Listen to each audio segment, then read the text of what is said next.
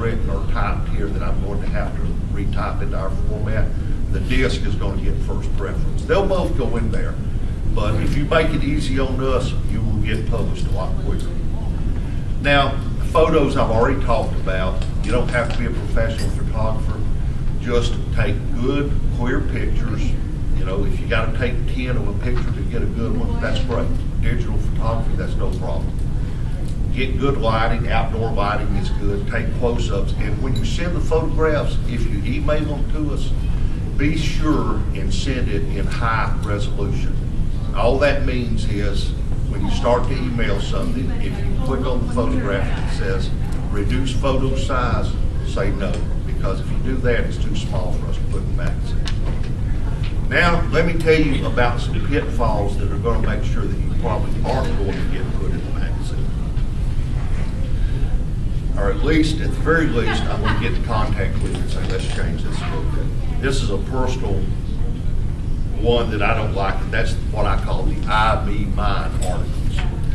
We get some articles sometimes that all of us have egos, but some of the authors' egos are just ripping all over the page. It'll start out with, I went metal detecting and here are my finds, and I have found so much this past year, and I did this and I did that, period.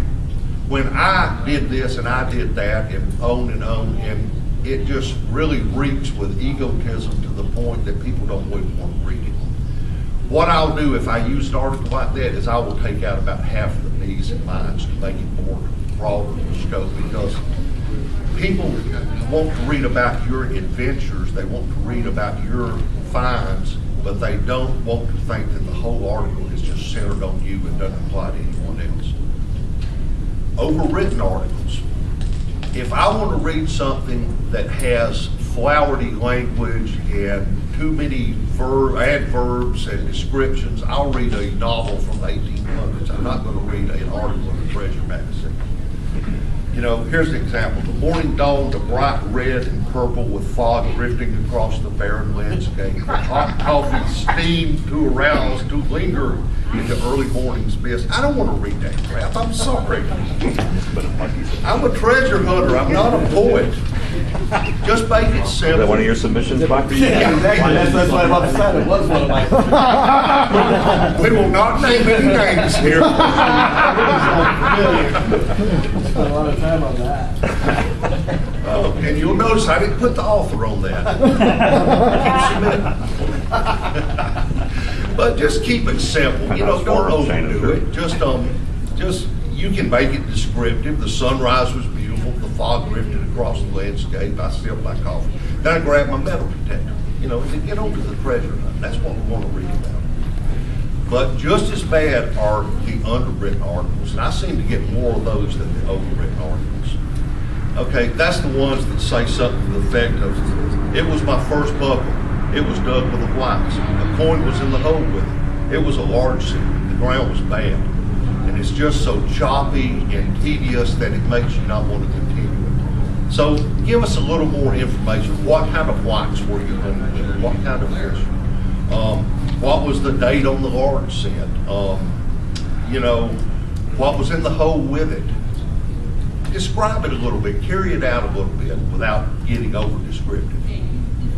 And technical language is fine if you're doing a detective review or if you're doing a review on headphones or something of that nature. But for most of us, in a regular article, it sounds like we're being talked down to. You know, because quite frankly, I've been metal detecting for 40 years. I don't understand a lot of the terminology. So keep it simple. You want to make your article appeal to the broadest group of people imaginable. All of them treasure hunters, whether they have a master's degree or whether they didn't graduate high school. We're all treasure hunters. So make it where everyone can understand it. And a poor opening line is also pretty important and not to have. You want a good opening line because as a publisher, that's the first thing I see. And that's the first thing my readers are going to see after the title.